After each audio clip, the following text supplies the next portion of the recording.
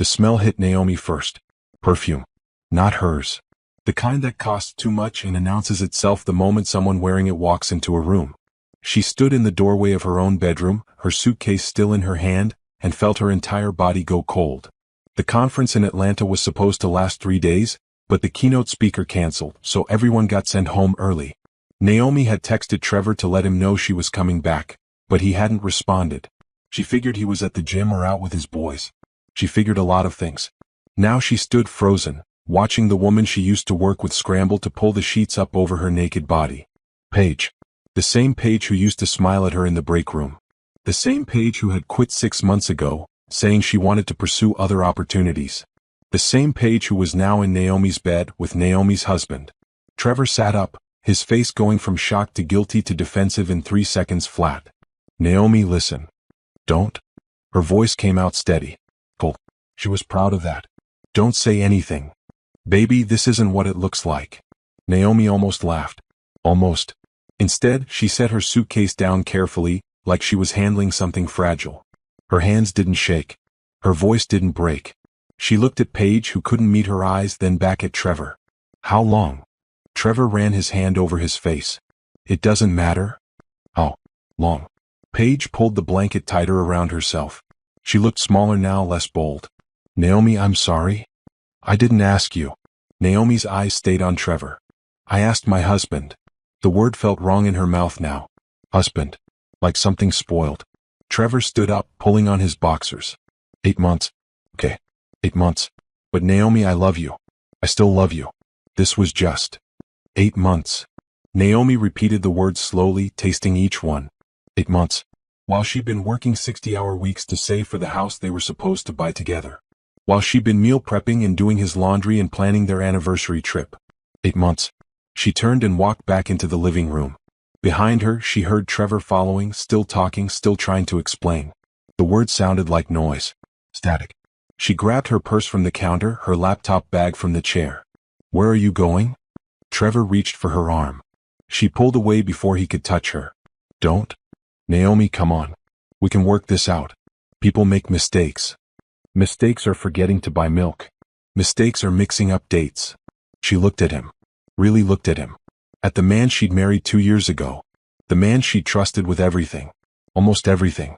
This wasn't a mistake. This was a choice. 8 months of choices. So what, you're just leaving?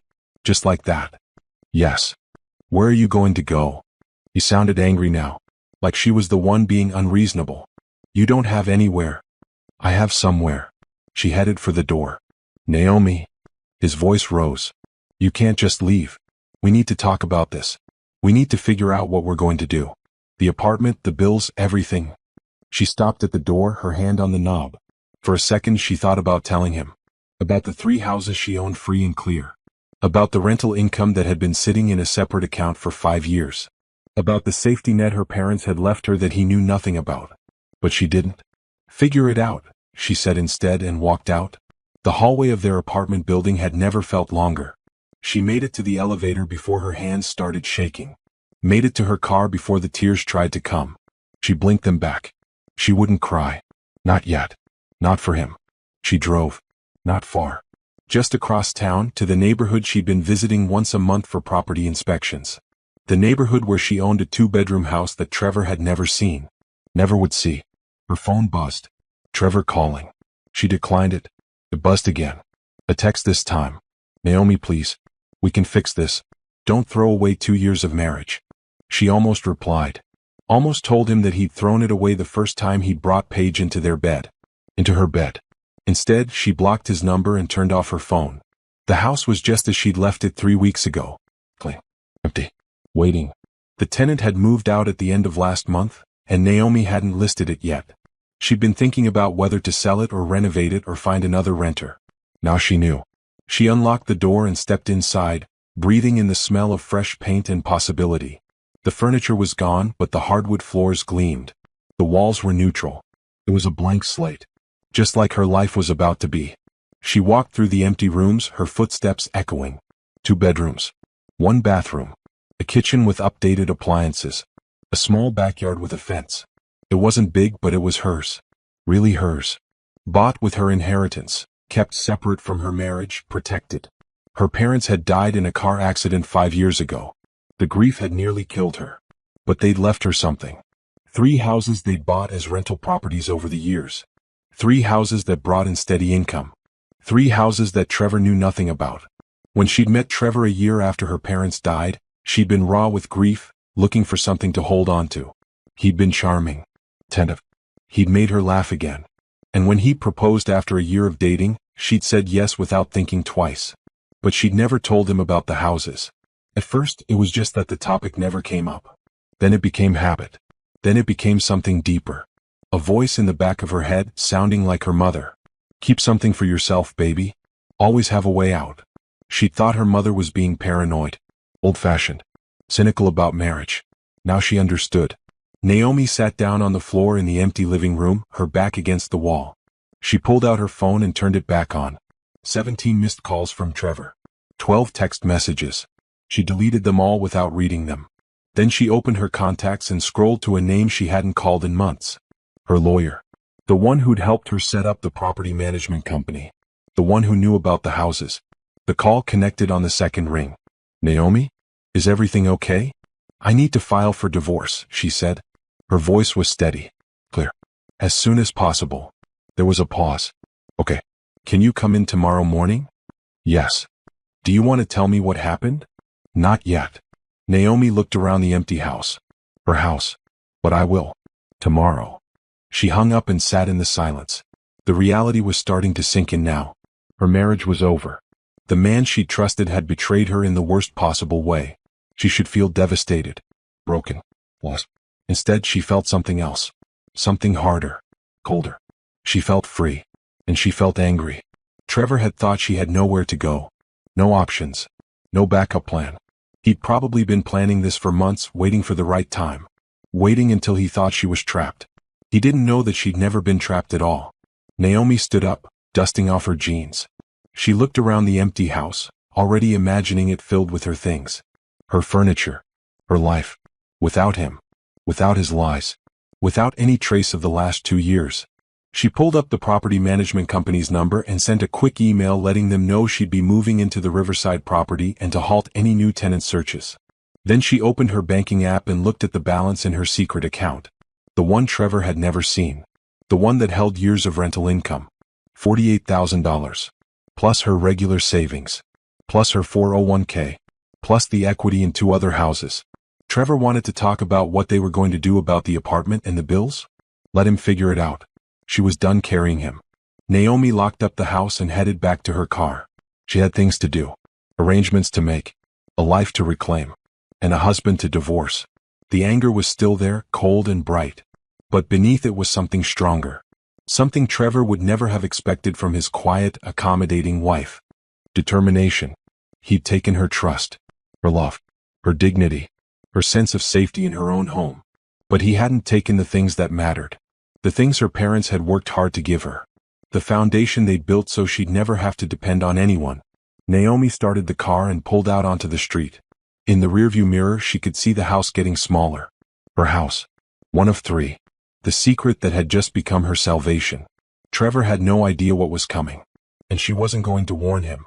Naomi sat across from her lawyer, Patricia Hammond, in an office that smelled like leather and old books. Patricia was in her 50s, sharp-eyed, with silver hair cut short and a reputation for being ruthless in divorce cases. Naomi had hired her 5 years ago to help set up the property trust after her parents died. She'd never imagined she'd need her for this. Start from the beginning, Patricia said, her pen poised over a legal pad. Naomi took a breath. I came home early from a conference yesterday. Found my husband in bed with another woman. Someone I used to work with. Patricia's expression didn't change. She'd probably heard worse. Did he know you were coming home? I texted him. He didn't respond. Good. That establishes he had no reason to think you wouldn't find them. Patricia made a note. How long have you been married? 2 years. Together for 3 before that. Any children? No. Good. That simplifies things. Patricia looked up. Now tell me about your assets. Everything. Don't leave anything out.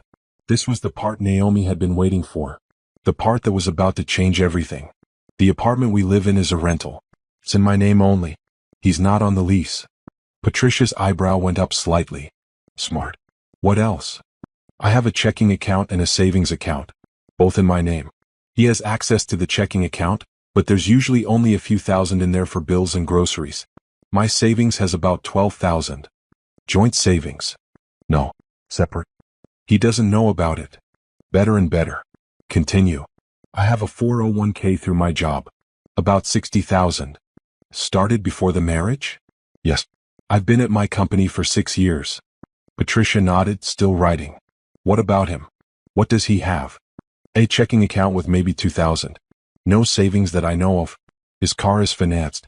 He's still paying student loans. Does he work? Yes. He's in sales for a tech company. Makes about 50,000 a year. And you? 85,000. Plus bonuses. Patricia looked up. So you've been the primary breadwinner? Yes. Does he contribute equally to household expenses? Naomi thought about the years of splitting rent while she also paid for groceries, utilities, and most of their entertainment. About how Trevor's paychecks seemed to disappear on things he needed while hers went into their life together. No. I pay about 70%. Documented? Bank statements. I can pull them. Do that. Patricia made another note. Now, tell me about the houses. This was it. The part that made everything different. Naomi felt something loosen in her chest. My parents died 5 years ago. They left me 3 houses.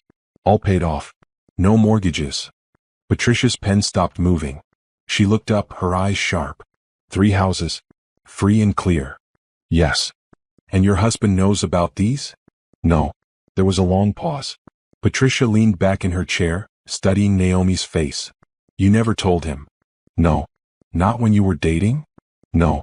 Not when you got engaged? No. Not when you got married? No. Patricia's expression shifted. Something that might have been respect. Why not? Naomi thought about how to explain it. About the grief that had made her cautious. About her mother's voice in her head. About the feeling she'd had even in the beginning that she needed something that was just hers. My parents died in a car accident. It was sudden. Horrible. For a long time I couldn't even think about the houses.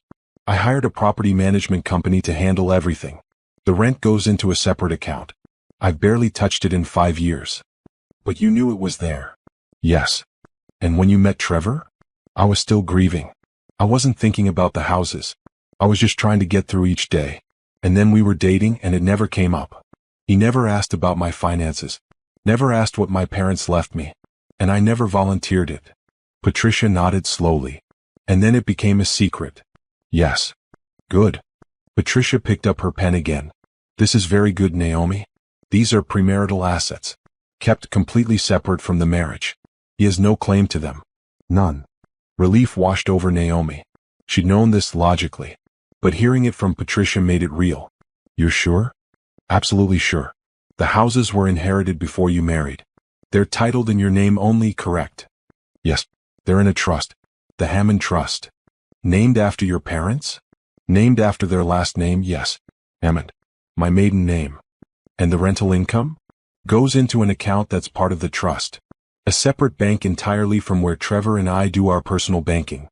Has he ever seen statements from this account? Never. Has he ever had access to this account? No. Has any money from this account ever been deposited into your joint checking? Naomi thought carefully. No. The only money in our joint account comes from my paychecks and his. Not even once?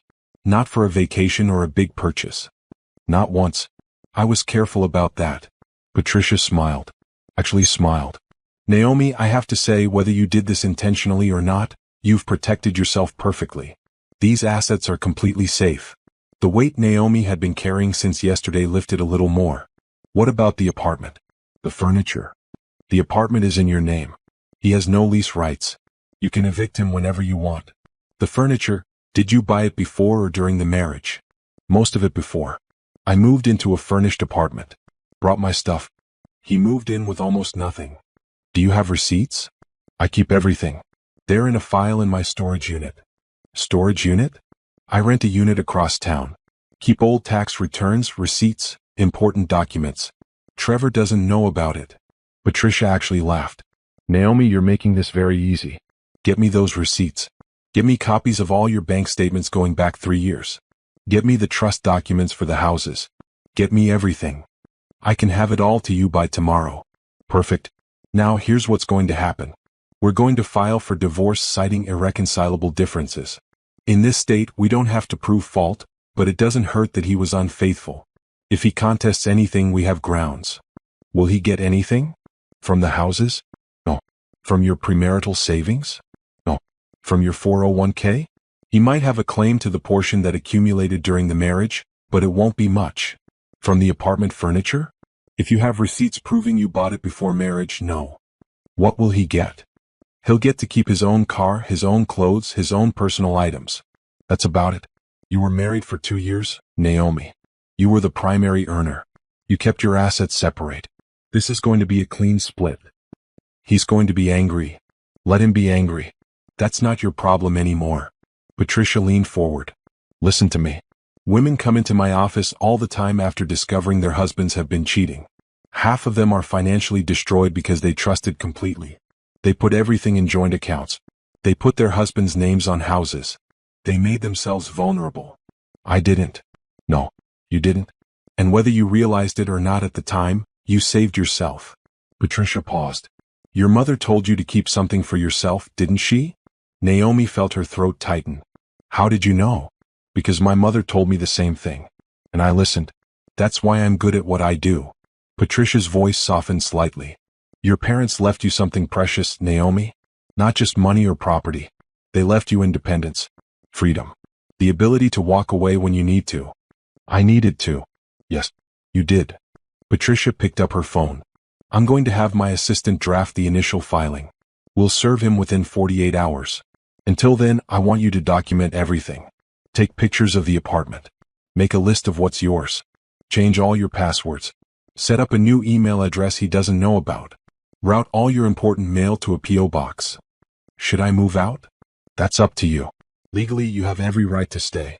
But emotionally, I can't go back there. Then don't. You said you moved into one of your houses. Last night. The tenant just moved out. Perfect. Stay there. Let him stay in the apartment if you want. You're still on the lease until the end of the month anyway, correct? Yes. It's up for renewal in 3 weeks. Then here's what you do. You let him stay there until the lease ends. You don't renew. He can find somewhere else to go. You're under no obligation to house him. The thought of Trevor scrambling to find a new place made something hard form in Naomi's chest. Not quite satisfaction. Not quite revenge. Just the cold knowledge that his problems were no longer hers to solve. Okay, she said. One more thing. Patricia's voice turned serious. He's going to try to contact you. He's going to try to convince you to come back. He's going to apologize, make promises, maybe even cry. Some of them even believe their own lies. But here's what I need you to understand. This was planned. 8 months, you said? That's what he told me. Then this wasn't a mistake. This wasn't a moment of weakness. This was a sustained deception. He lied to you every single day for 8 months. Every time he said he loved you. Every time he kissed you. Every time he came home and acted like everything was normal. That's not a mistake. That's a choice. Naomi nodded, feeling the anger flare again. Don't let him manipulate you into thinking you're overreacting. Don't let him convince you that everyone deserves a second chance. You don't owe him anything. You owe yourself a life free from betrayal. I won't go back. Good. Patricia stood, extending her hand. Then let's get you divorced. Naomi shook her hand, feeling something shift. Yesterday she'd felt like her world had ended. Today she was beginning to realize it had just been reset. She left Patricia's office with a folder full of instructions and a timeline. In 6 months, maybe less, she'd be legally free. No ties to Trevor. No obligation to Paige. No connection to any of it. She drove to the storage unit across town, a place Trevor had never been. Inside were boxes of her parents' things that she hadn't been able to go through. Old photo albums. Her mother's jewelry. Her father's books. And underneath it all, a filing cabinet with every important document from her life before Trevor. She pulled out the receipts for her furniture. The trust documents. The property deeds. 5 years of bank statements from the account Trevor didn't know existed. The rental agreements from her property management company. Everything Patricia needed to bury him in court.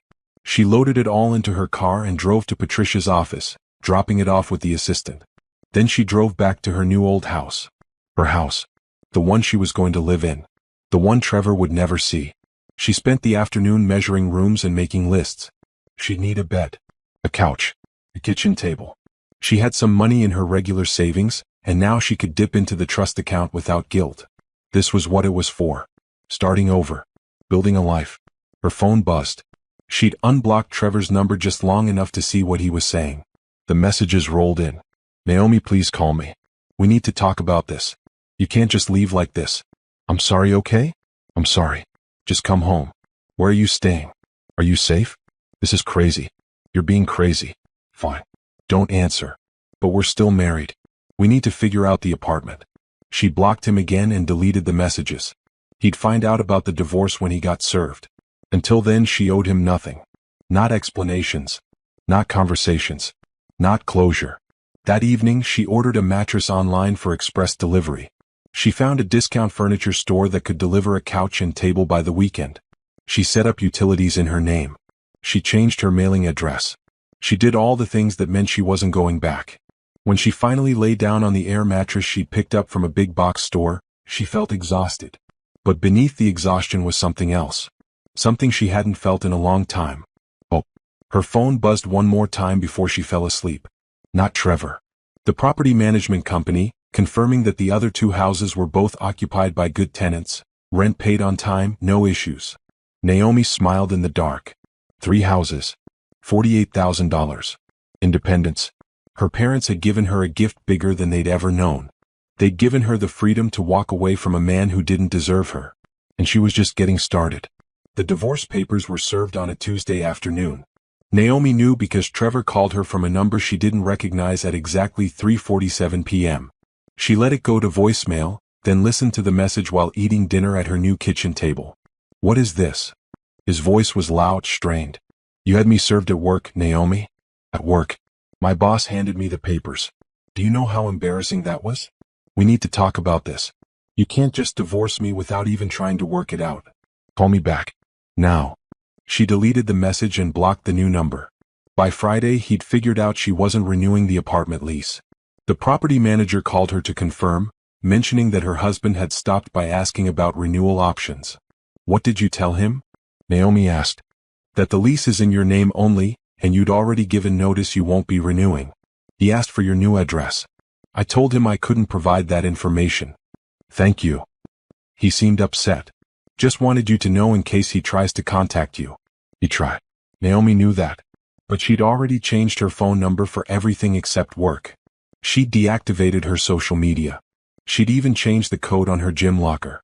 Every connection between them was being systematically cut. The following Monday, Patricia called with an update. His lawyer responded to the filing. They're trying to claim he's entitled to spousal support. Naomi almost laughed. Based on what? Based on the fact that you earn more than he does and you're forcing him to move out of the apartment. The apartment I pay for. That he's not on the lease for. Exactly. His lawyer is reaching.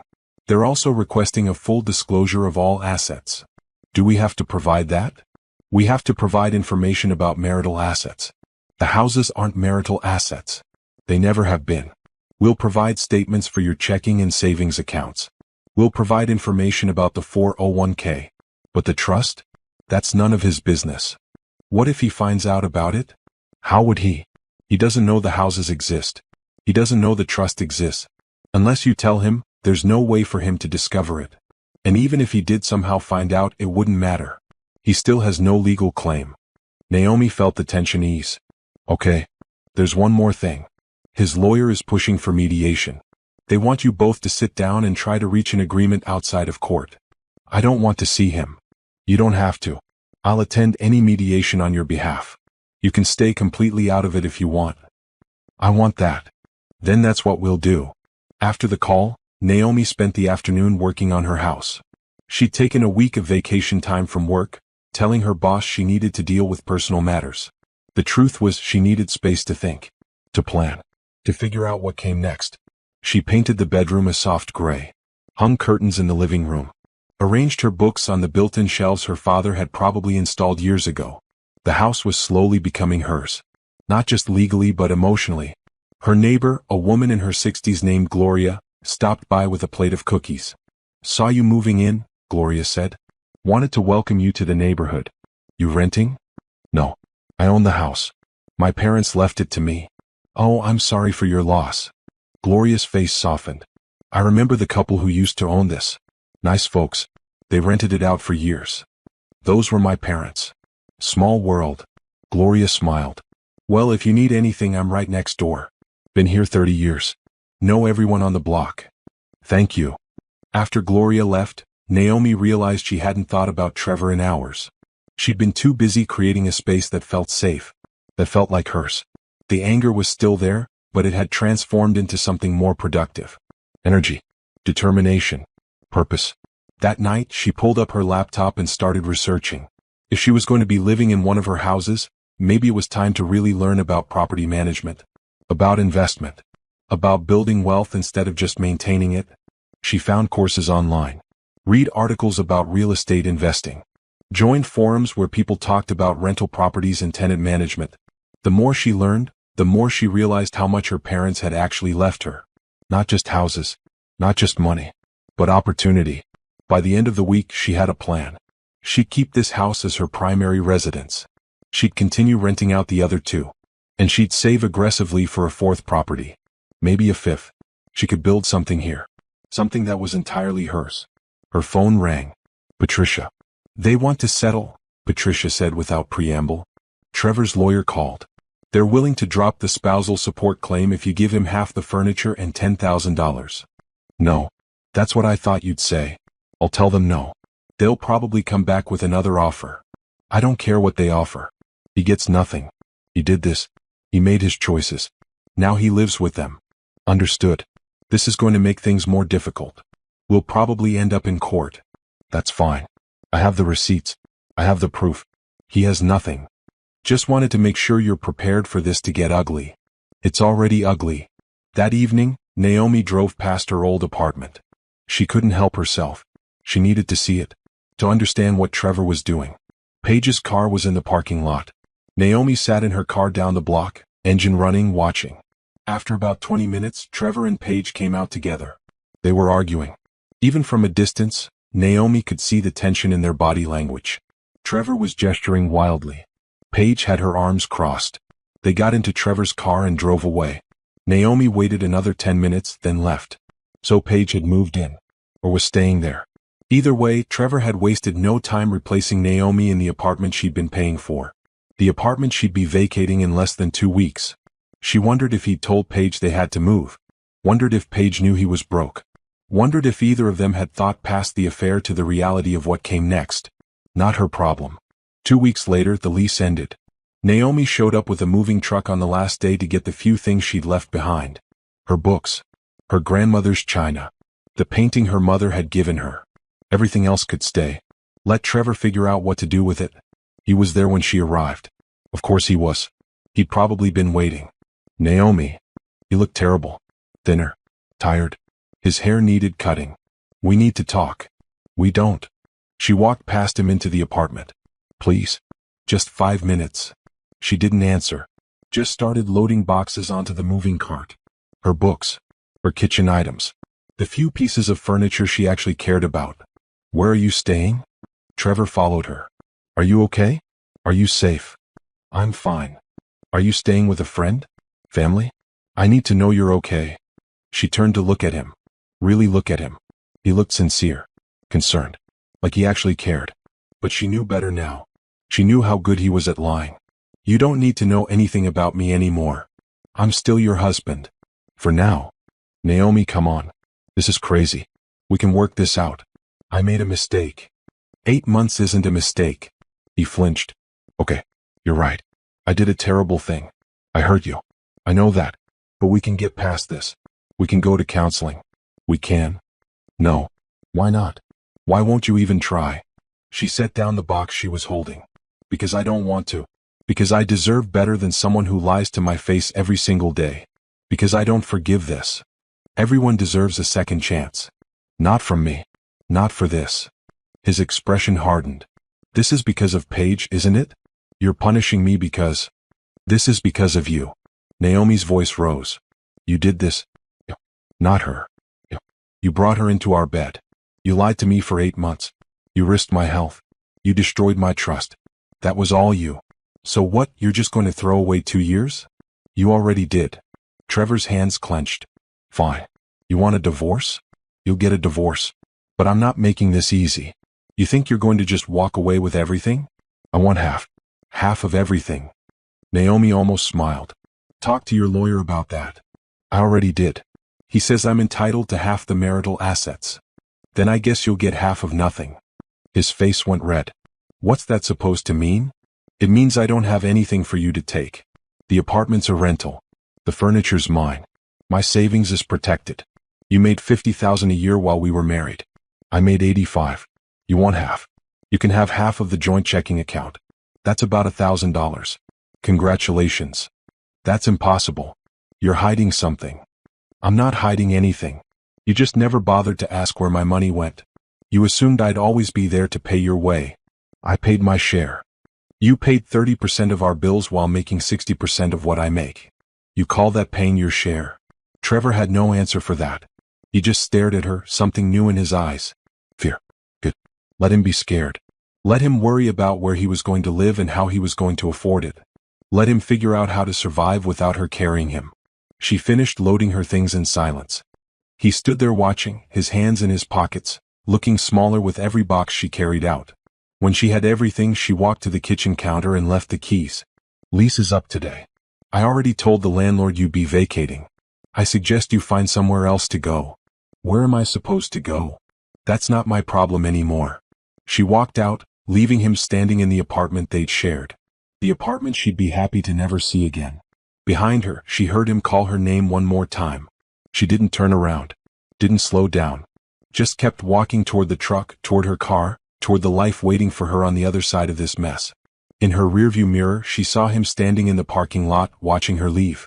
He looked lost, defeated, like he'd finally realized what he'd thrown away. Too late. Way too late.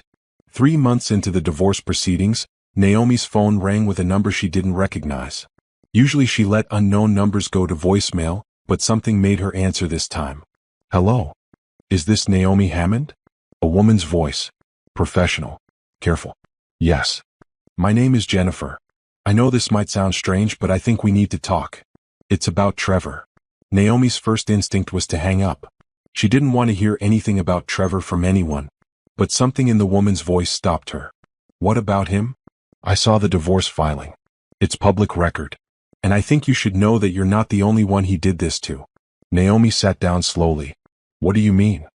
Can we meet? I'd rather talk in person. I have some things I think you need to see. They agreed to meet at a coffee shop near Naomi's new house.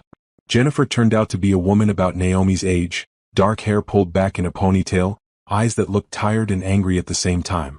Thank you for meeting me, Jennifer said, sliding into the booth across from Naomi. I wasn't sure you would. I almost didn't. Who are you? I'm Trevor's ex-girlfriend. From before you. We dated for 3 years. Naomi felt something cold settle in her stomach. When? We broke up about 6 months before he met you.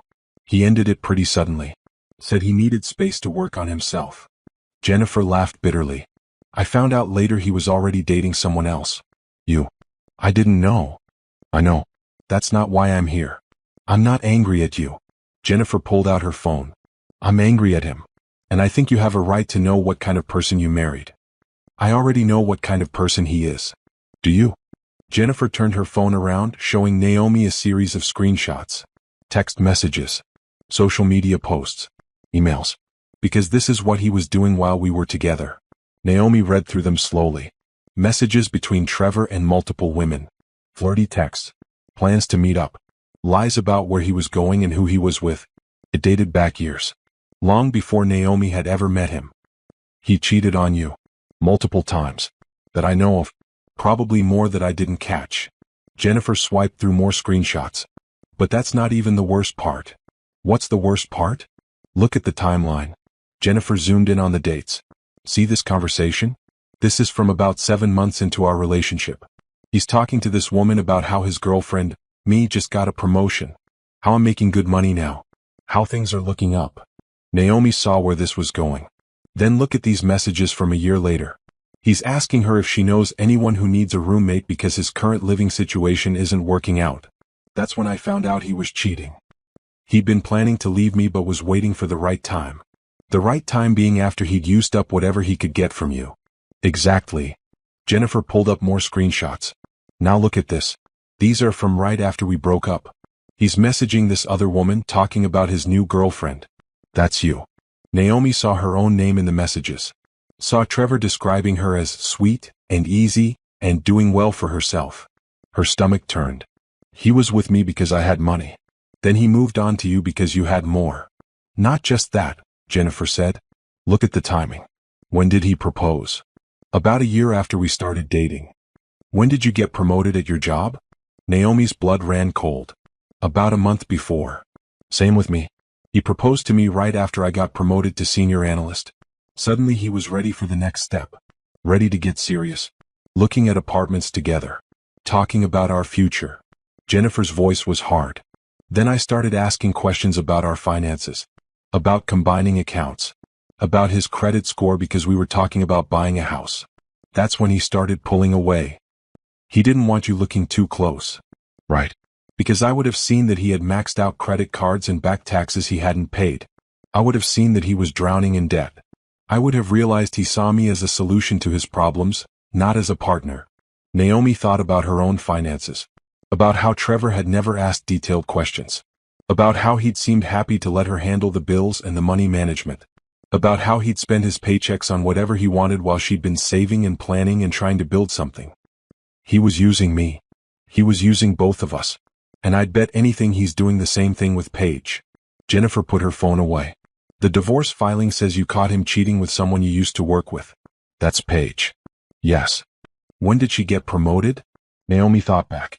About a year ago. She got bumped up to senior account manager. Good salary bump. That's when she started acting different. More confident. Talking about how she was finally making real money. Let me guess. That's when Trevor's interest shifted to her. The pieces clicked into place. Trevor had been with Naomi for the financial security. But when someone with more money came along, or someone whose money he thought he could access more easily, he'd shifted his focus. It had never been about love. It had been about opportunity. There's more, Jennifer said. I did some digging after I saw your divorce filing. I wanted to see if there was a pattern. I found 2 other women Trevor dated seriously. Both of them had good jobs. Both of them supported him financially. Both of them got dumped when they started asking too many questions about money. He's a con artist. Not legally. He's too smart for that. He doesn't forge signatures or steal money outright. He just attaches himself to women who have resources and bleeds them dry slowly. A dinner here. A weekend trip there. His car payment when money's tight. Rent when he's between jobs. Naomi thought about all the times she'd covered Trevor's expenses. All the times he'd said he was having a rough month and could she spot him until his commission check came in. All the times she'd paid for trips and dinners and gifts because she made more and it seemed fair. She'd been played. Why are you telling me this? Naomi asked. Because I saw the divorce filing and I saw you're representing yourself with a good lawyer. That means you're fighting. That means you're not just rolling over and letting him take half. Jennifer leaned forward. And I want you to win. I want you to take everything from him the way he took everything from us. I'm already planning to. Good. But here's what you need to know. He's going to fight dirty. He's going to claim you're hiding assets.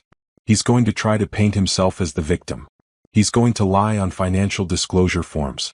And if you don't catch him, he might actually get away with it. What do you mean? Jennifer pulled out a folder from her bag. These are copies of documents I kept from when we were together. Bank statements showing deposits to accounts he claimed didn't exist. Credit card bills he said were paid off but weren't. Tax returns that show income he never reported when we were talking about combining finances. You kept all this? I'm an accountant. I keep everything. Jennifer slid the folder across the table. I can't use these in court. We're not married. It's not my divorce. But you can use them. You can show a pattern of financial deception. You can prove he's not trustworthy. Naomi opened the folder, scanning through the documents. It was all there. Evidence of Trevor's lies spanning years. Evidence that this was who he'd always been. There's one more thing. Jennifer pulled out another sheet of paper. This is an email Trevor sent me about a year into our relationship. We were talking about getting serious, maybe moving in together. He sent this to his friend. I only saw it because he left his email open on my laptop one day. Naomi read the email. Her hands started shaking. Dude, I think I'm set. Jennifer's making bank now and she's talking about buying a house. If I play this right, I can ride this out for years. No more struggling. No more worrying about rent. Just got to keep her happy and keep her thinking this is going somewhere. Easy money. He wrote this about you. He wrote this about me. And I'd bet anything he wrote something similar about you. Jennifer's voice was quiet. We weren't partners to him. We were marks. Naomi felt rage building. Not the hot, immediate anger from discovering the affair. This was something colder, deeper. The rage that came from realizing she'd been manipulated from the very beginning. I want to destroy him. Good. Jennifer smiled grimly. So let's do it. Give all this to your lawyer. Show her the pattern. Show her that this isn't just a case of infidelity. This is a case of calculated financial exploitation. Will it help? It'll help you prove he's not entitled to a penny. And more than that, it'll help the next woman. Because if he loses everything in this divorce, he won't have the resources to do this again. They exchanged contact information. Jennifer promised to testify if needed. She said she had other women willing to come forward too. Women Trevor had burned. Women who wanted to see him pay. Walking back to her car, Naomi felt different. The last 3 months she'd been focused on protecting what was hers. On keeping Trevor away from her inheritance and her assets. But she'd been thinking too small. This wasn't just about protecting herself. This was about making sure Trevor never did this to anyone else. She called Patricia as soon as she got home. I have new evidence. A lot of it. Evidence of a pattern of financial exploitation going back years. Patricia was silent for a moment. Tell me everything. Naomi did. She explained about Jennifer, about the other women, about the emails and documents and history of lies. When she finished, Patricia let out a low whistle. This changes everything. This isn't just a divorce case anymore. This is a case about someone who has systematically defrauded multiple women. And we can prove it. What does that mean for the divorce? It means Trevor isn't getting anything. Not one penny. And it means when we're done, everyone will know exactly who he is. Patricia paused. Are you sure you want to go this route? It's going to get nasty. It's going to be public. His lawyers will fight hard. I'm sure. Then let's burn his world down. That night, Naomi spread all the documents across her dining table. Years of Trevor's lies laid out in black and white. Evidence of who he really was beneath the charm and the smiles and the promises. She thought she was fighting for a clean divorce. Now she knew she was fighting a war. And she was going to win. The next month was a masterclass in strategic planning. Naomi worked with Patricia to build a case so airtight that Trevor's lawyer would have nowhere to go. They compiled evidence, organized documents, and prepared for every possible counterargument. But Naomi was also doing something else. Something Trevor would never see coming. She was building her own empire. Every morning she woke up at 6. She spent an hour reading about real estate investing, property management, and wealth building. Then she'd work on her freelance consulting business, reaching out to former colleagues who might need her expertise. It started small. A friend from her old company needed help with a marketing strategy. Naomi spent a weekend putting together a proposal and charged $1,500. The friend was thrilled and referred her to someone else. Then someone else. Within a month, Naomi had 5 clients and was making more on the side than she'd made in bonuses at her corporate job. By the end of the second month, she'd quit her full-time position. Her boss tried to convince her to stay. Offered her a raise, a promotion, better benefits. But Naomi had seen what corporate life had given her. Long hours, constant stress. Just enough money to make her think she was building something while Trevor drained it away. Now she was building something real. She registered her consulting business officially. Set up a website. Created a business bank account. Everything separate, everything documented, everything hers. The rental income from her 2 occupied houses came in like clockwork. $3,200 a month total after the property management fees. Combined with her consulting income, she was making more than she had at her corporate job. And she was doing it on her own terms. Trevor, meanwhile, was falling apart. She heard it through the grapevine first. A mutual friend reached out, concerned. I saw Trevor last week. He looks rough. Did you guys really split up? Naomi kept her response simple. Yes. What happened? He cheated. I left. Oh. There was a long pause. That's awful. Is he doing okay? I don't know and I don't care. The friend didn't contact her again. Good. She was done pretending to care about Trevor's well-being. But the reports kept coming anyway. Through other friends. Through people at her old company. through the rumor mill that always knew more than it should. Trevor had lost his job. Something about poor performance and missed quotas. He'd been living in the apartment with Paige until the lease ran out, then they'd moved into a cheap studio across town. Paige was supposedly paying most of the rent. They were fighting constantly. Naomi absorbed this information with no emotion. It didn't give her satisfaction. It didn't make her sad. It just was. What did give her satisfaction was her own progress. Every consultation call. Every invoice paid. Every dollar that went into her accounts Trevor had never known about and never would. She renovated the bathroom in her house. Updated the kitchen with new countertops. Painted the exterior a soft blue. The house stopped feeling like her parents' property and started feeling like home. Gloria from next door became a genuine friend. They had coffee on Saturday mornings. Gloria had been divorced herself years ago, had raised 3 kids on her own, had built a life on her terms. "You're doing it right," Gloria said one morning, watching Naomi show off the new garden bed she'd installed. "You're building something solid." That's the thing people don't understand about divorce. It's not just about leaving. It's about what you build after. Did you ever regret it? Leaving your ex? Not once. Best decision I ever made. Gave my kids a better life. Gave myself a better life. Gloria sipped her coffee. The man I left was like a weight around my neck, dragging me down, making every day harder than it needed to be. Once he was gone, I could breathe again. That's exactly how I feel. Then you know you did the right thing. 4 months into the divorce proceedings, Patricia called with an update. They want to settle again. They're getting desperate. What are they offering? $5,000 and they'll drop all claims to any assets or support. Naomi thought about it.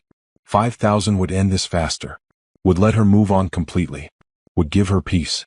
No. You're sure? This would be over in a month. I'm sure. He doesn't deserve $5,000. He doesn't deserve $5. Let's go to court. Okay. Court date is set for 6 weeks from now. His lawyer is going to push hard on financial discovery. They're going to demand full disclosure of all accounts, all assets, all sources of income. And we'll provide it.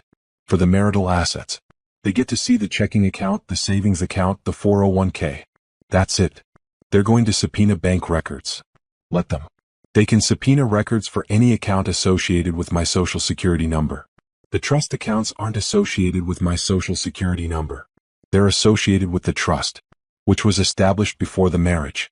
With money from before the marriage. You've been reading up on this. I've been doing my homework. Patricia laughed. Good. Keep doing it. The more you understand, the better prepared you'll be. That night, Naomi pulled up her trust documents again. She'd read through them a dozen times now, understanding them better each time. Her parents had been smart. They'd set everything up to protect her. The trust owned the houses. The trust collected the rent. The trust paid the taxes. Naomi was the trustee and the beneficiary, but the assets themselves were held separately. Even if Trevor somehow found out about the houses, he'd have no claim. The trust was irrevocable. Established before the marriage. Funded entirely with inheritance. But he wasn't going to find out. She'd made sure of that. She'd never used her maiden name Hammond in conversation with Trevor. She'd taken his last name when they married. All her documents with him had her married name. The lease on the apartment. The joint checking account. Everything. The houses were all under Hammond. The trust was Hammond Family Trust. The property management company sent all communication to her P.O. box under her maiden name. Even the consulting business was registered under Hammond Consulting. Trevor was looking for Naomi, his last name. He'd never think to look for Naomi Hammond. She'd compartmentalized her life so completely that the two names might as well be two different people. And legally, in a lot of ways, they were. By the time the court date arrived, Naomi was ready. She had documentation for everything. Receipts for every piece of furniture she was claiming. Bank statements showing the separation of finances. Proof that she'd been the primary breadwinner and that Trevor had contributed minimally. Patricia had prepared a binder 2 inches thick with evidence. Every lie Trevor had told. Every financial discrepancy. Every woman he'd scammed before Naomi. It was overkill for a simple divorce, but it sent a message. We're not playing games. The day before court, Naomi got her hair done. She bought a new outfit. Not because she wanted to impress anyone, but because she wanted to feel powerful. She wanted to walk into that courtroom looking like exactly what she was. A woman who'd built something from nothing and wasn't going to let anyone take it from her. That evening she stood in her house, her beautiful, renovated, fully paid-off house, and felt something she hadn't felt in a long time. Pride. Not pride in leaving Trevor. That had been necessary, not admirable. Pride in what she'd built after. In the business she'd started. In the life she'd created. In the strength she'd found. Trevor had tried to use her. Had tried to make her into someone who existed to support him. To bankroll his lifestyle. To give him the life he wanted without having to earn it himself. Instead, he'd freed her. By showing her who he really was, he'd given her permission to become who she really was. Someone who didn't need him. Someone who'd never needed him. Someone who was going to walk into that courtroom tomorrow and take back everything he'd tried to steal. Starting with her peace of mind. The courtroom was smaller than Naomi expected. Beige walls. Fluorescent lights. A tired-looking judge who'd probably heard 100 divorce cases just like this one. Except this wasn't like any other case. At least not for Naomi. Trevor sat at the other table with his lawyer, a man in an ill-fitting suit who looked like he'd rather be anywhere else. Trevor wouldn't look at her. She didn't want to see his face. The proceedings were dry. Financial disclosures. Asset division. Testimony about who bought what and when. Patricia presented their case methodically. Every receipt. Every bank statement. Every piece of documentation showing that Naomi had brought almost everything into the marriage and Trevor had brought almost nothing. Trevor's lawyer tried to argue that Trevor had contributed in non-financial ways. That he'd supported Naomi emotionally. That marriage was a partnership beyond just money. Patricia didn't even blink. Your Honor, the defendant engaged in an extramarital affair that lasted 8 months. During this time, he was sharing the marital bed with another woman while the plaintiff was working overtime to support their household. If we're discussing emotional contributions, I'd say the defendant's contribution was betrayal. The judge's expression didn't change, but something flickered in her eyes. Understanding. Maybe even sympathy. Trevor's lawyer brought up the 401k. Argued that Trevor was entitled to half of what had accumulated during the marriage. Patricia had already prepared for this. She showed that Naomi had been contributing the maximum amount to her 401k since before she met Trevor. During the marriage, the contributions had continued at the same rate. The growth was mostly due to Naomi's contributions and market performance, not marital contributions. The judge awarded Trevor $1,200 from the 401k. Naomi didn't even flinch. $1,200 to be done with him forever? Worth it. Then came the furniture. Trevor's lawyer argued that even if Naomi had purchased most of it, it had been used jointly during the marriage and should be split. Patricia pulled out receipts dated before the marriage. Delivery confirmations to Naomi's premarital address. Photos from Naomi's old apartment showing the same furniture. Credit card statements in Naomi's name only. The defendant moved into the plaintiff's furnished apartment. He brought a PlayStation and a duffel bag of clothes. He contributed no furniture to the household. He has no claim to any of it. The judge agreed. Trevor's lawyer made one last desperate attempt. Your Honor, the defendant is being left with essentially nothing. He has no savings. No assets. The plaintiff is forcing him into financial hardship. The judge looked up from her papers. Is the plaintiff responsible for the defendant's financial situation? She's the primary earner. That's not what I asked. Is the plaintiff responsible for the defendant's lack of savings and assets? Trevor's lawyer hesitated. The defendant made financial decisions based on the assumption that the marriage would continue. And the plaintiff made financial decisions based on the assumption that her husband wouldn't commit adultery for 8 months. The judge's voice was dry. Bad assumptions don't create legal obligations. Does the defendant have employment? He's currently between jobs. Then he needs to find employment. This court sees no reason why a capable adult should receive financial support from a spouse he betrayed. The judge looked at her notes. The court finds that the plaintiff entered this marriage with substantially more assets than the defendant. The plaintiff maintained separate accounts and made separate purchases. The defendant contributed minimally to household expenses and marital assets. The infidelity, while not the basis for this division, speaks to the defendant's character and his claims of emotional contribution. She looked up. The court awards the defendant $1,200 from the 401k, to be paid within 30 days. All furniture, appliances, and household items are awarded to the plaintiff, who can show proof of purchase. The vehicle currently driven by the defendant is awarded to the defendant. The vehicle currently driven by the plaintiff is awarded to the plaintiff. No spousal support is awarded. The marriage is dissolved. We're done here. Just like that, it was over. Naomi walked out of the courtroom with Patricia, feeling lighter than she had in months. In the hallway, she heard Trevor's voice behind her. Naomi, wait. She kept walking. Naomi, please. Can we just talk for a minute? Patricia stepped between them. Mr. Whatever his name was, you've been awarded what the court deemed fair. My client has no obligation to speak with you. I just want to explain. No. Patricia's voice was firm. You're divorced. You're done. Leave her alone. They walked away, leaving Trevor standing in the courthouse hallway. Naomi didn't look back. Didn't need to. That chapter was closed. Outside, Patricia turned to her. How do you feel? Free. Good. Give it a few weeks for everything to process, and then you'll never have to think about him again.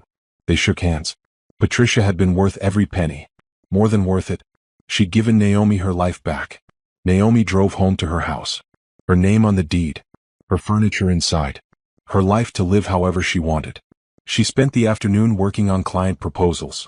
Her consulting business had grown beyond anything she'd imagined. She now had 12 regular clients and a waiting list of 3 more. She was making more money than she'd ever made in her corporate job, and she was doing it from her dining room table. She'd raised her rates twice. Clients paid them without blinking. Apparently, being good at what you did meant you could charge what you were worth. That weekend, she closed on a 4th property. A small duplex in an up-and-coming neighborhood. She'd been saving aggressively, and the rental income from her other 2 properties had made her a very attractive buyer. The duplex needed work, but it had good bones. She could rent one side immediately and renovate the other over the next few months. Gloria helped her celebrate with champagne on the back porch. 4 properties. And you're what, 32? 33 next month. Girl, you're building an empire. I'm building security. There's a difference. Is there? Sounds like an empire to me. Maybe Gloria was right. Maybe what Naomi was building was bigger than she'd thought. Not just houses. Not just income. But independence. The kind that couldn't be taken away by anyone. Ever. Her phone rang. A number she didn't recognize. She almost didn't answer, but something made her pick up. Hello. Hi, is this Naomi? Naomi Hammond? Yes. My name is Deshawn. I'm calling from Business Growth Magazine. We're doing a feature on women entrepreneurs in real estate, and your name came up in our research. I was wondering if you'd be interested in being interviewed. Naomi blinked. How did you find me? Your consulting website. And your property management profile came up when we were searching for successful female real estate investors in the area. You own multiple properties and you run a consulting business? That's exactly the kind of story we're looking for. I'm pretty private about my business. I understand. But we're specifically highlighting women who are building wealth independently, who are creating their own paths. We think your story could inspire others. Naomi thought about it. A year ago she would have said no, would have wanted to stay invisible. But now she built something worth talking about, something she was proud of. Okay, I'll do it. The interview happened 2 weeks later. Deshawn asked about her background, her properties, her consulting business. Naomi talked about her parents' legacy, about the importance of financial independence, about building something that couldn't be taken away. She didn't mention Trevor, didn't mention the divorce. That part of her life wasn't relevant to this story. This story was about what she'd built, not what she'd left behind. The article came out a month later. Naomi Hammond, building an empire 1 property at a time. It was 3 pages with photos of her in front of one of her rental properties, looking confident and successful, which she realized she actually was. The article brought more consulting clients, brought people asking for advice on real estate investing, brought opportunities she'd never imagined. One of those opportunities came from a woman named Angela who reached out after reading the article. I'm going through a divorce, Angela said during their consultation call. And I need to figure out how to support myself. How to build something that's mine. Your article made me think maybe I could do it too. Naomi spent an hour with Angela talking through options. Real estate, consulting, side businesses, building a financial foundation. By the end of the call, Angela was crying. Thank you. You don't know what this means. I thought I was stuck. I thought I had no way out. You're not stuck. You just need a plan. Did you go through something like this? Is that how you knew to protect yourself? Naomi paused. Yes, I went through something like this. And it taught me that the only person you can truly depend on is yourself. So you build a life where you don't need anyone to rescue you. How do you start? You start by figuring out what you have. what you can do, what you can build. And then you start building. After the call, Naomi realized something. She'd been helping women like Angela without even knowing it. Women who needed to find their own strength, their own path, their own independence. Maybe that could be part of her business. Financial consulting specifically for women leaving bad situations. Women who needed to build something fast, something solid. She started researching, started putting together a program, resources, strategies, a roadmap from survival to success. Within 3 months, she had 10 clients in the program. Within 6 months, she had 20. She charged on a sliding scale based on what they could afford. Some paid full price. Some paid half. Some paid nothing, and she worked with them anyway because she remembered what it felt like to need a way out. The program became more profitable than her general consulting. Not because she charged more, but because word spread. Women told their friends, their sisters, their coworkers. The woman who helped me leave. The woman who showed me I could make it on my own. The woman who proved independence was possible. Naomi Hammond Consulting became Naomi Hammond Financial Independence Coaching. The website got a redesign. The services got more specific. The mission became clear. Teaching women to build lives they didn't need to escape from. 1 year after the divorce, Naomi looked at her bank accounts. The trust account, the business account, the personal account, her 401k, her 4 properties. She was worth just over $400,000. $400,000 she'd built herself, protected herself, grown herself. And Trevor had no idea any of it existed. The divorce had been final for 6 months when Naomi stopped checking her phone every day to make sure Trevor wasn't trying to contact her.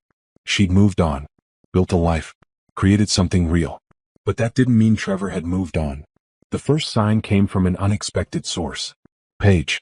Naomi was at the grocery store, loading her cart with vegetables for the week, when she heard her name.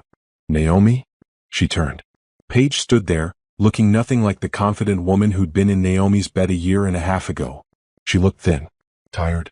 Her clothes hung loose on her frame, dark circles under her eyes. Paige. Naomi's voice was flat. Can we talk? Please? No. Just 5 minutes? Please. I need to tell you something. I don't care what you need to tell me. It's about Trevor. Still don't care. Naomi started to push her cart away, but Paige stepped in front of her. He's broke. Like completely broke. He got fired from another job last month. He's living with his mom. He's been asking me for money. And I thought you should know. I thought, Paige's voice cracked. I thought you should know that you were right. About him. About everything. Naomi looked at her. Really looked at her. Paige wasn't here to apologize. She was here to unload her guilt. To make herself feel better by confessing to the woman she'd wronged. I don't forgive you, Naomi said quietly. I don't care that you regret it. I don't care that Trevor used you too. You made choices. You live with them. I know. I wanted to say I'm sorry. Okay, you've said it. We're done here. Naomi moved around her cart and kept walking. She didn't look back. Didn't care if Paige was crying or standing there or had already left. It didn't matter. Paige's guilt wasn't Naomi's problem. But the encounter stuck with her. Trevor was broke. Living with his mom. Struggling. The second sign came a month later. A message request on a social media platform Naomi barely used. From Trevor. I know you don't want to hear from me. I know I messed up. But I need help. I'm drowning here. I lost my job and I can't find anything. My mom's place is temporary. I need a loan. Just enough to get back on my feet. Please. You're doing so well. I see your business is successful. I just need a little help. Naomi stared at the message for a long time. Part of her wanted to block him immediately. Part of her wanted to respond with everything she'd been holding back. All the anger. All the betrayal. All the ways he'd used her. Instead, she typed one word. No. Then she blocked him. Trevor's response came from a different account an hour later. You're really going to leave me with nothing? After everything we had? After 2 years of marriage? You're just going to let me struggle? She blocked that account too. But the messages kept coming. Different platforms. Different accounts. All with the same theme. He needed money. He was struggling. She was doing well. She should help. Like she owed him something. Like his failures were her responsibility. Patricia advised her to document everything. If he keeps harassing you, we can get a restraining order. Will it come to that? It might. Men like Trevor don't like losing. especially when they realize they lost to someone who's thriving without them. Naomi thought about that. She wasn't just surviving. She was thriving. And Trevor could see it. Her business had a public website. Her real estate investments weren't secret. Anyone who looked could see that she was doing well. What Trevor couldn't see was exactly how well. He didn't know about the trust, the multiple properties, the full extent of her wealth. He just saw the surface, the consulting business, the one house he might have driven past if he was stalking her social media for clues. He thought she was doing okay. He had no idea she was doing great. 3 months after the grocery store encounter, Naomi was meeting with a new client when her phone buzzed. "Gloria, Trevor is at your house.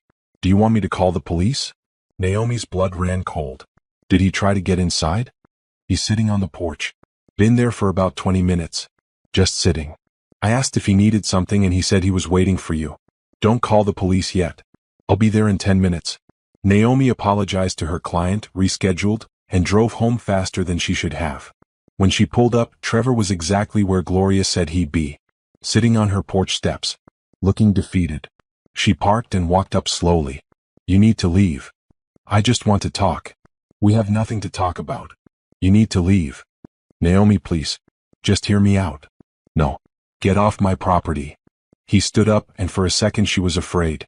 Afraid of what he might do, what he might say. But he just looked tired, broken. "I made a mistake. I know that now. I threw away the best thing I ever had." "You're right. You did. And now you deal with the consequences." "I can't find a job. Nobody's hiring. I've been applying everywhere. I'm living with my mother. I'm barely making it." "That's not my problem." "It could be. We could try again. Start over. I'm different now. I learned my lesson." Naomi actually laughed. "You want me to take you back because you're broke and desperate? That's not different. That's exactly who you've always been." "That's not true." "It is true. I know about Jennifer. I know about the other women. I know this is what you do. You find someone with money and you attach yourself to them until they figure you out. Then you move on to the next one. Except this time there is no next one. And you're realizing that nobody else is going to carry you." Trevor's face changed. The defeated look disappeared, replaced by something uglier. Anger. "You think you're so much better than me. I don't think about you at all." "Yes, you do. You're still angry. You're still bitter. That's why you wouldn't help me. That's why you took everything in the divorce. I took what was mine. You got what you deserved. Which was nothing. I deserve better than this. I deserve a chance. You had chances. You blew them. Now get off my porch before I call the police." "Fine." He started walking toward his car, then stopped. "You know what? You weren't that great. You were boring. You were predictable. Paige was better." Naomi didn't react. Didn't give him the satisfaction. "Is that why she left you?" He flinched. "Yeah, she told me. You tried to use her too. She figured it out faster than I did. So now you're alone. Broke. Living with your mother. And you thought you could come here and guilt me into saving you. Because that's what women do for you, right? We save you." "Naomi, I'm done saving you. I'm done with you. Don't come back here. Don't contact me. Don't ask me for money. We're not friends. We're not family. We're nothing. You made sure of that when you brought another woman into our bed." She pulled out her phone. "I'm calling the police now. You have 30 seconds to leave before I report you for trespassing." Trevor got in his car.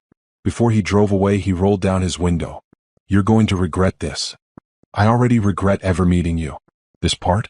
This is me fixing that mistake." He drove off. Naomi waited until his car was out of sight, then went inside and locked all the doors. Her hands were shaking. Not from fear. From adrenaline. She called Patricia. "He showed up at my house."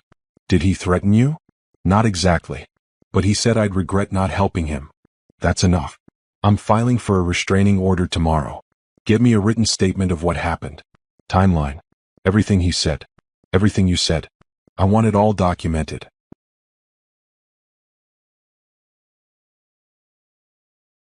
That night, Naomi wrote out every detail. Every word exchanged. Every threat implied. She sent it to Patricia and then called Gloria to thank her for the heads up. "Are you okay?" Gloria asked. "I'm okay. But I'm getting a restraining order." "Good. That boy's got problems. You don't need to be part of them." "I'm not. Not anymore." But that night, lying in bed in her safe house, her locked house, her paid-off house, Naomi realized something. Trevor would never really be gone. Not completely.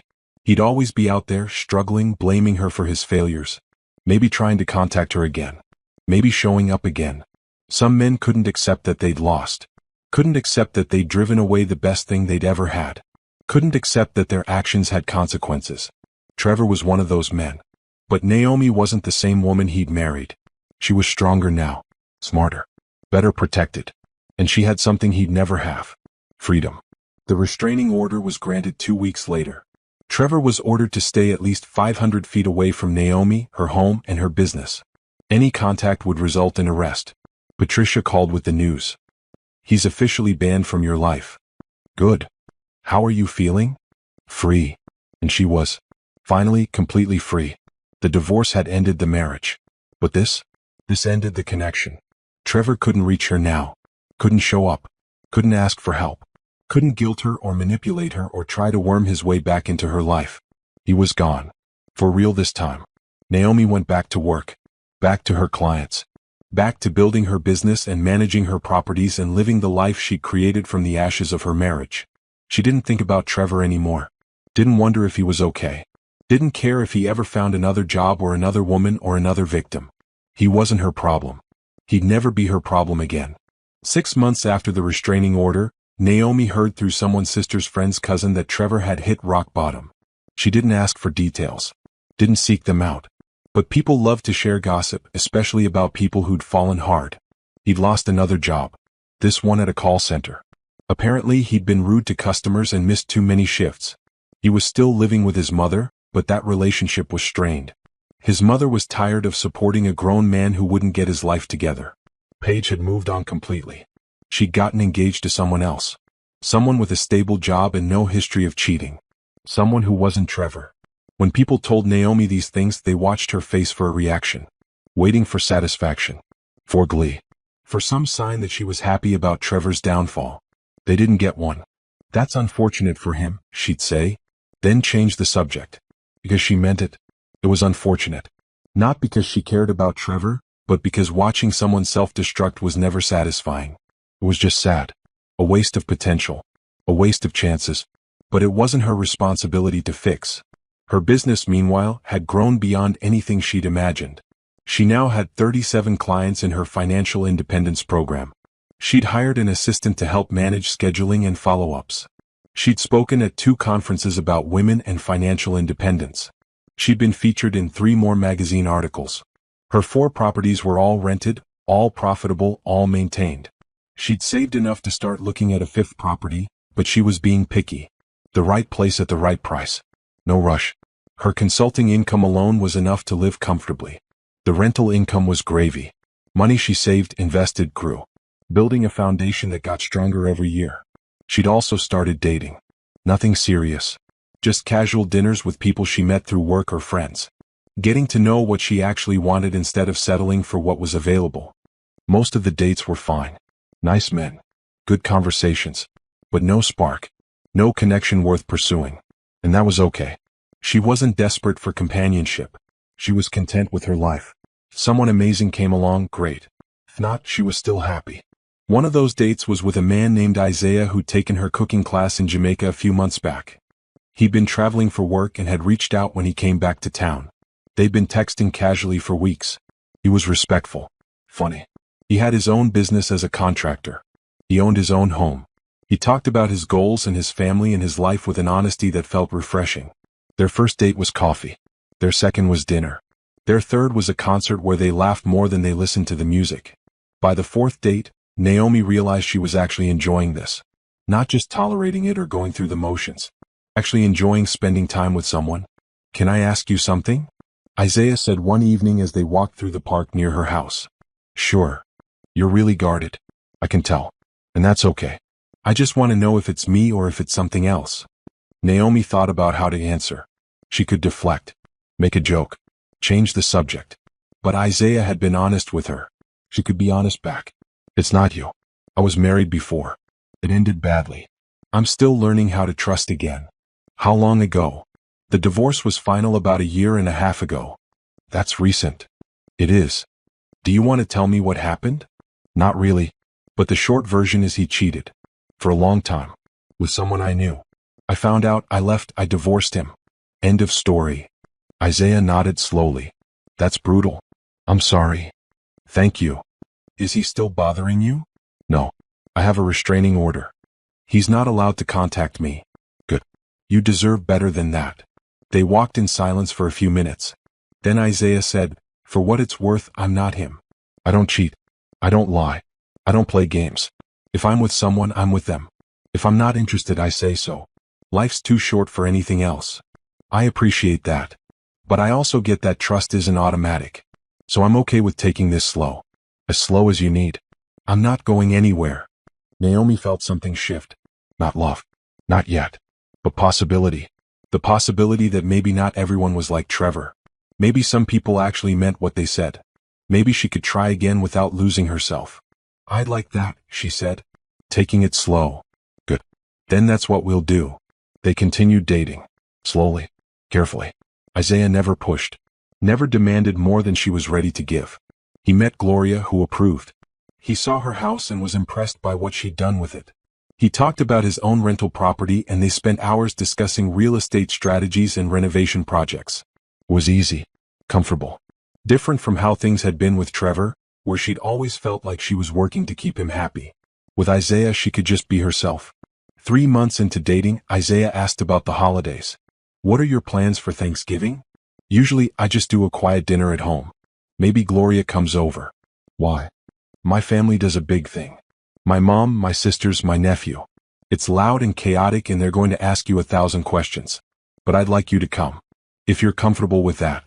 Meeting his family felt big. Significant. A step toward something more serious. Naomi almost said no. Almost protected herself by keeping things casual. But she was tired of protecting herself from everything. Sometimes you had to take a risk. Okay, I'll come. Thanksgiving with Isaiah's family was exactly what he described. Loud. Chaotic. Full of laughter and questions and people who clearly loved each other. His mother pulled Naomi aside at one point. He talks about you all the time. Says you're special. He's special too. He is. And he's been through some hard times. His ex-wife did a number on him. Left him for her boss. Took half his savings. It took him a long time to trust again. Naomi felt the connection there. I understand that. I figured you might. Isaiah told me a little bit about your situation. I'm sorry you went through that. Thank you. But I'm glad you found each other. Sometimes the people who've been hurt are the ones who know how to be careful with each other. Naomi thought about that. Maybe Isaiah's mother was right. Maybe two people who'd been betrayed could be more careful. More honest. More aware of what trust actually meant. By the time Christmas rolled around, Isaiah and Naomi were officially together. Not engaged. Not moving in together. Just committed. Exclusive. Building something real. They didn't talk about Trevor. Naomi had told Isaiah the basics and that was enough. Trevor was the past. Isaiah was the present. Maybe the future. She'd see. But one thing was certain. She'd never again be the person who gave everything to someone who gave nothing back. She'd never again be the person who didn't protect herself. She'd never again be the person who stayed when she should have left. Trevor had taught her that lesson the hard way. And she'd learned it well. 2 years after the divorce, Naomi's life looked nothing like it had when she was married. She owned 5 properties now. Her business had expanded to include online courses and group coaching. She published an ebook about financial independence that had sold over 5,000 copies. She was being invited to speak at conferences across the country. And Isaiah was still there. Patient. Supportive. Building his own life while respecting hers. They talked about moving in together but decided against it. They both valued their independence. Their own spaces. The ability to miss each other. I don't need to live with you to love you, Isaiah said one evening as they sat on his back porch. I just need to know you're choosing me every day. And you are. I am, Naomi agreed. And you're choosing me.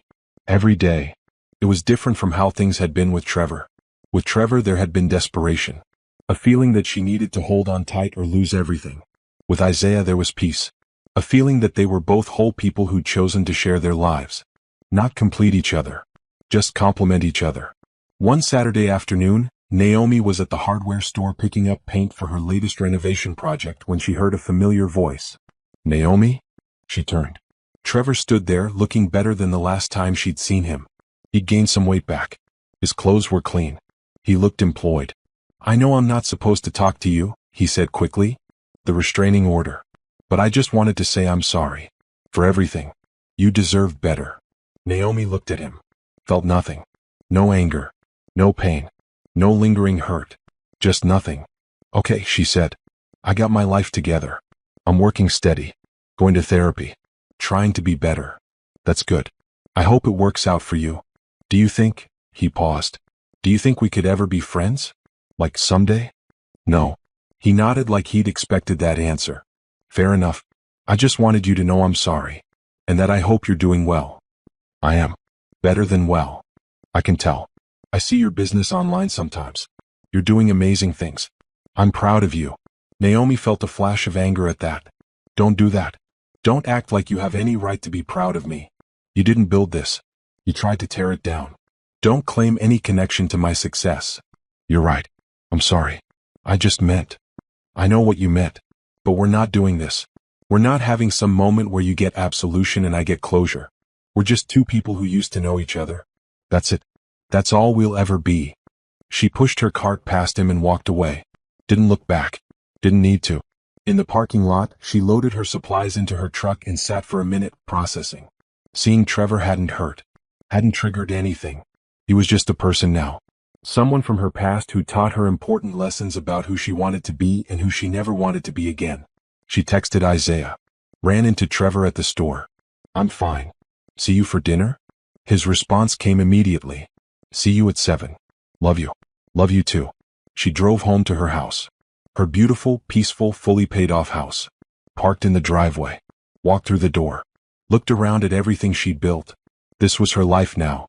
Built by her. Protected by her. Controlled by her. She had work she loved. Properties that provided security. A partner who respected her. Friends who supported her. A future that looked bright. Trevor hadn't been part of any of it. And that was exactly how she wanted it. That evening, over dinner with Isaiah, she told him about the encounter. How do you feel? He asked. Indifferent. Like I saw someone I went to high school with. Someone who doesn't matter anymore. That's growth. It is. I'm not angry. I'm not hurt. I'm just done. Isaiah reached across the table and took her hand.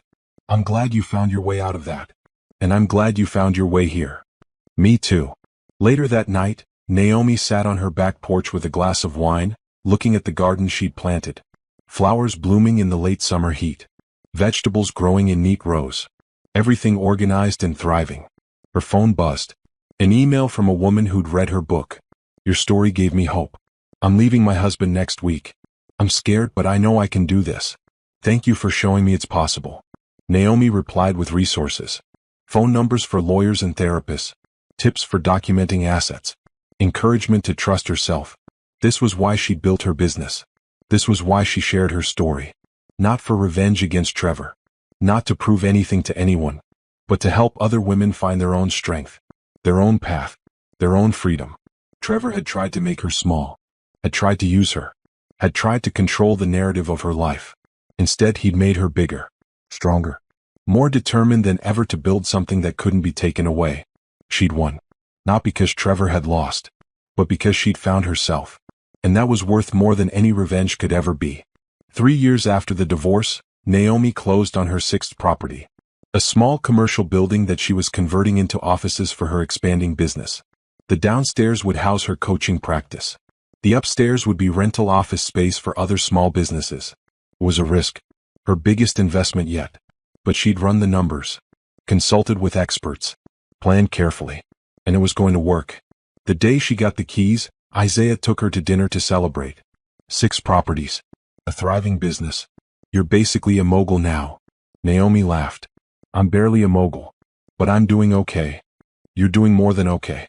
You're building legacy wealth. You're creating something that will last. That's the goal. Speaking of goals. Isaiah set down his fork, suddenly looking nervous. I need to ask you something. Naomi's heart skipped. She knew what was coming. They'd been together for almost 2 years. They talked about the future in vague terms. But nothing concrete. Okay. I'm not proposing. Not yet. Because I know you need time. You need to be sure. And I respect that. But I need to know if marriage is something you'd ever want again. If it's something you could see with me. Because if it's not, that's okay. I love you either way. But I need to know if we're building toward the same thing. Naomi thought about it. Really thought about it. Marriage to Trevor had nearly destroyed her. Had made her cautious. Had made her guard her independence fiercely. But marriage to Trevor wasn't marriage to Isaiah. I could see it, she said slowly. Not right now. But someday. When we're both ready. When it feels right. Isaiah smiled. Relieved. That's all I needed to hear. No rush. Just wanted to know we were on the same page. We are. They continued dating. Building their separate lives while intertwining them more each day. Isaiah had met her clients. Naomi had met his business partners. They talked about projects and plans and dreams. They supported each other without trying to control each other. It was healthy. Real. Everything her marriage to Trevor had never been. One Saturday morning, Naomi was at the farmer's market buying fresh vegetables when she saw him. Trevor. He was with a woman.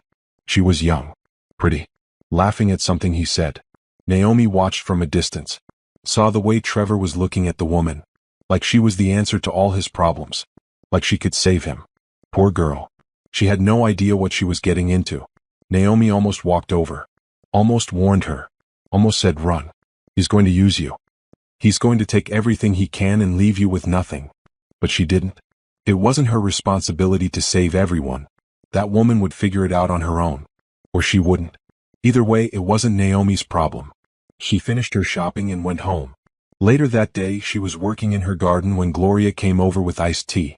You're always working on something, Gloria said. Don't you ever just rest? This is rest. Being outside. Getting my hands dirty. Building something. You've built a lot. Maybe it's time to just enjoy it. Maybe. But I like the building part. I like seeing what I can create. Gloria smiled. Your parents would be proud. You think so? I know so. They left you those houses so you'd have security. So you'd have options. And look what you did with it. You didn't just use it to survive. You used it to thrive. Naomi thought about her parents. About the car accident that took them too soon. About the grief that had nearly broken her. About the legacy they'd left behind. They'd given her houses. But more than that, they'd given her a foundation. A place to stand when everything else fell apart. A safety net that let her take risks because she knew she'd be okay. Without those houses, she might have stayed with Trevor. Might have felt trapped. Might have thought she had nowhere else to go. But she'd had options. And those options had saved her life. I wish I could thank them, Naomi said quietly. You do thank them. Every day. By living well. By building something meaningful. By helping other women do the same. That's the best thank you there is. That evening, Naomi opened her laptop and looked at her financial spreadsheet. She did this once a month, tracking her progress. Watching her net worth grow. Making sure she was still on track with her goals. The numbers were staggering. $500,000 in real estate equity. $200,000 in investments and savings. A business that generated over $150,000 a year in profit. At 35 years old, she was financially free. She could stop working tomorrow and live comfortably off her rental income and investments. But she wouldn't stop. Because it wasn't just about the money. It was about the purpose. The women she helped. The security she provided for her future. The legacy she was building. Trevor had no idea any of this existed. He'd probably assumed she was still working her corporate job. Maybe doing okay. But not thriving. Never thriving. He had no idea that every decision she'd made, keeping the houses secret, protecting her assets, building her business, had led to this. To freedom. To power. To the ability to live life on her own terms. Her phone rang. Isaiah. Hey you. I'm making dinner at my place. Want to come over? I'll be there in 30. Perfect. Oh, and I saw something interesting today. There's a duplex for sale on my block. Needs work, but it's priced right. Thought you might want to look at it. Send me the listing. Already did. Naomi pulled up the listing on her phone. Isaiah was right. It needed work, but the bones were good. The price was fair. The location was great. Property number 7. She smiled. Why not? She drove to Isaiah's house, pulling up just as the sun was setting.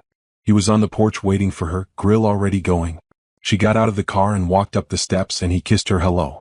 How was your day? He asked. Good. Productive. Normal. See Trevor at the farmer's market? She texted him about it earlier. Yeah. He was with someone new. How'd that make you feel? Nothing. I didn't feel anything. He's just someone I used to know. Good. That's exactly where he should be.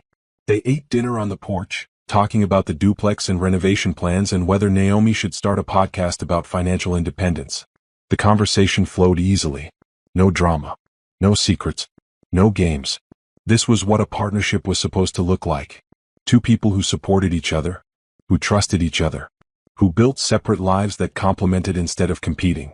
After dinner, Isaiah pulled out his phone. I want to show you something. I've been working on a project. Business expansion plans. New services. Market research. And I wanted your opinion before I move forward. He talked her through his ideas, asking questions, taking notes on her suggestions. They spent an hour discussing strategy and numbers and growth potential. This was love. Not grand gestures or passionate declarations, but respect, partnership, trust. At the end of the evening, as Naomi was leaving, Isaiah walked her to her car. I know we said not yet, he said, but I'm going to ask someday, when the time is right. Just want you to know that. I know, and I'll say yes, when the time is right. No rush. No rush. She drove home through streets she knew by heart now, past the apartment where she'd lived with Trevor, now occupied by someone else living their own life, past the courthouse where she'd gotten her divorce, past the old version of herself who'd thought her world was ending. When she pulled into her driveway, she sat in the car for a moment looking at her house. Her refuge. Her foundation. Her proof that she could survive anything and come out stronger. Trevor had taken her trust, her sense of security, her belief in love. But he hadn't taken the things that mattered. The inheritance, the properties, the foundation her parents had built, the strength she'd found inside herself. She'd rebuilt everything he tried to destroy. And in the process she'd built something better. Something that was entirely hers. Inside, she opened her laptop one more time. Looked at the duplex listing. Ran the numbers. Calculated the potential return. Decided. She sent an email to her real estate agent. I want to see this property tomorrow. If the inspection looks good, I'm ready to make an offer. Property number 7. Another piece of security. Another step toward the future she was building. Trevor had thought she had nowhere to go. No options. No way out.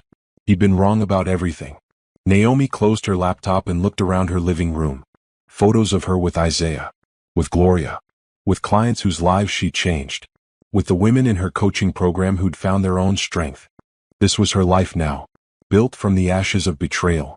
Stronger because of it. She'd won. Not because Trevor had lost. But because she'd found herself. Built herself. Became someone who didn't need saving. Someone who saved herself. And that was the best revenge of all. Living well. Living free. Living without him. She went to bed that night in her paid-off house, in the bedroom she'd painted herself, under sheets she'd bought with money she'd earned, thinking about the life she'd built and the life still ahead of her. Trevor was somewhere out there, probably struggling. Probably looking for his next target. Probably never understanding why things always fell apart for him. But that wasn't her problem anymore. She'd moved on. Moved forward. Moved up. And she was never looking back.